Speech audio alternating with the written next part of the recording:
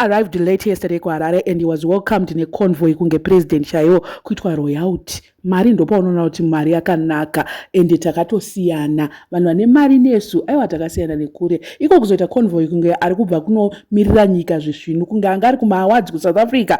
Handizivi hangu kuti days paanosvika kuairport ndo zvinoitwa here kana kuti yesterday it was like a different day. Vaida kunonyatso celebrate kuti mwana adzoka ndosaka vakatumira convoy. Handizivi hangu kuti zvinombonyatsofamba sei, but I've never heard of convoy yevana vaMugabe. After Mugabe, I've never heard that. Handizivi hangu kuti even ana Grace pavanotravela tinombozviziva kuti vatravela, but nezuro kwangu kuine convoy kuairport kuitwa VVIP treatment ndo yakaitwa. Hamena tikumba ndo yakaitwa here because Grace tonyatsoziva kuti Grace anorova. 2017 vakambobinha uye waka nevanhu vanga vasitombori vana vake. Grace akasvika akangorova ndopa akarova kane code kusentini bye. And he was like 21 22 ikoko 2017 and now it's 2020. Like he's 28, he's still in his 28. Kuti Grace anogona kunge akarova. Amen, I don't know, but Grace tonyatsozoti pamaachembera hachanyatsoita zvaaita kudhara. Handizivi hangu, but convoy yoka hairi kutaurwa nemunhu wese kuti convoy was something else, was top tier. Mukuona here motikari dzanga dziripo kunyatsoratidza kuti baba vangu vari muridzi weZANU-PF. Haiwa ndokutoratidza kuti ZANU-PF vachiri kupisana nhasi. Muridzi weZANU-PF, imagine from 1980 akatonga makore mangani Mugabe, 40 something, angori president chete. So convoy I think kuti motikari kana kuti kumba kwavo vanogona kutongoita zvavada senge kumba kwapresident. Kuba kwakaita baba wacho musakukangamweka kuti baba wacho vakaba zvekuba zvekuba zvematrillions.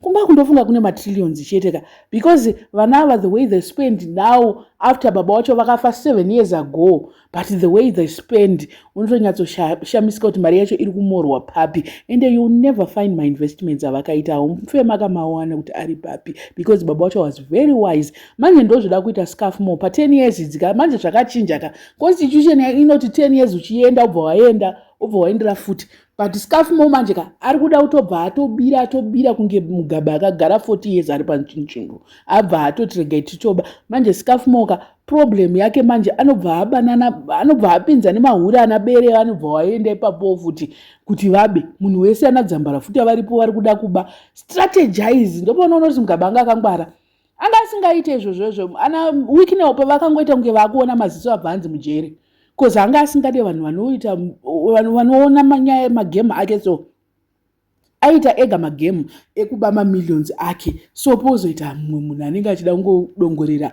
ipapo ndo zvaanga asingade izvozvo.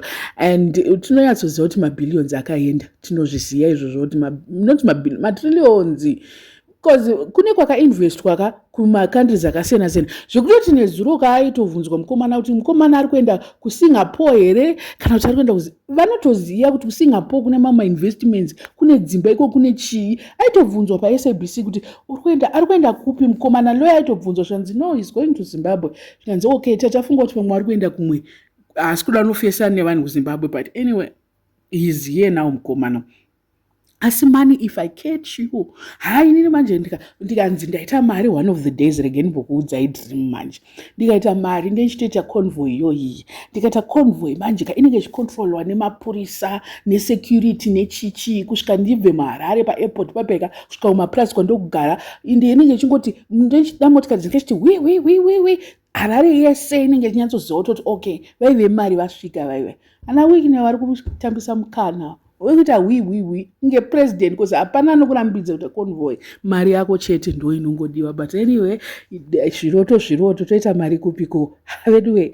And vanoti money is the root of all evil, makambotiona here kuti ndisinoti money is the root. Isusu varombo ndisinonya kuti money is the root of all evil because we don't have money. Otherwise mari root of all evil kuita sei kwacho. Money is the root of all evil kuvarombo because menga muchida kusvirawo kuitawo mari iyoyo yamusina.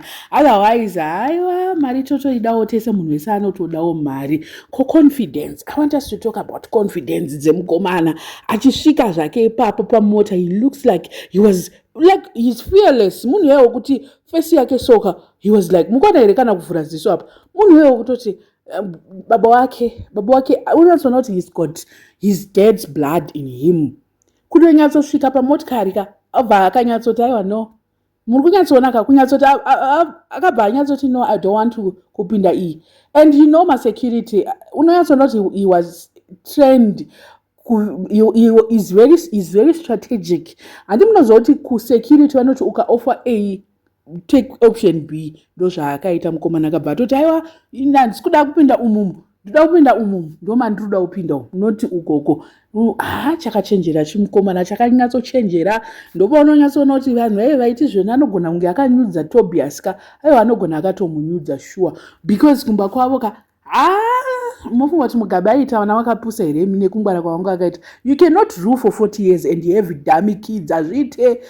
You will train them as well. Vanhu vaive vakangwara ende makambovaona here kuti upfumi hwavo ndo ane mari yakawanda ka but hauvaoni vachida kunge ana dzambara futi hauvaoni vachida dish out mari. Never, you never find them because they are very wise and they are trained kuti mari haungoite zvese you don't do that kumari haitwi naiveriwe kuSouth Africa vanodei ivo vaine soft life yakadai so vaine life yekuti munhu ukasvika unoitwa convoy unoita sei what is the reason yekuenda ikoko handiti ari mumwe munhu anenge achiita fly in fly out ngoti munoziva kuti South Africa kunenge kuine kamwe ka environment kunenge kuine kamwe ka you know handi baba vacho vakasiya vasina kuita that kuita kuti Zimbabwe woitewo kunge life yekuSouth Africa so ivo nekumafura mhepo kwavanogarawo kundofunga vanotofila kunge vatori hameno I don't know kunenge kunongonakidzawo so ka environment kuti unenge uchienda kumoyo yakanaka uchienda kumarestaurants uchiita sei uchinyatsospenda mari kunonakidza kuspenda mari than kunoku